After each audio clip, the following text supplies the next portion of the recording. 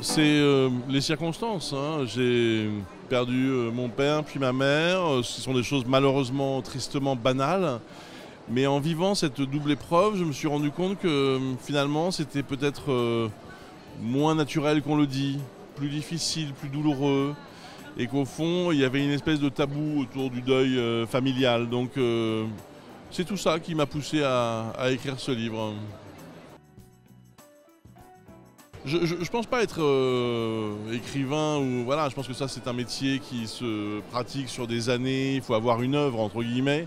Moi j'ai écrit un témoignage, un document, mais j'ai adoré l'exercice de l'écriture, c'est quelque chose qui m'a beaucoup plu. Le travail aussi avec la maison d'édition, c'est un travail moins solitaire qu'on ne le pense et je suis ouais, très fier finalement d'avoir pu rendre hommage à mes parents à travers ce livre.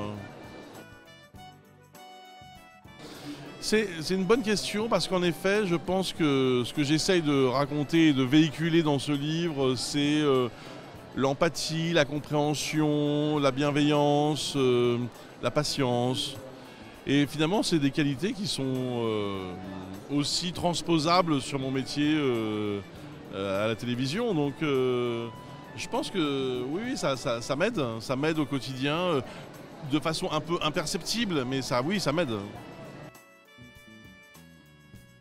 Oh, j'ai eu la chance, ça fait longtemps que je fais ce métier maintenant, j'ai vécu des choses incroyables. Moi, c'est surtout certains événements qui m'ont marqué.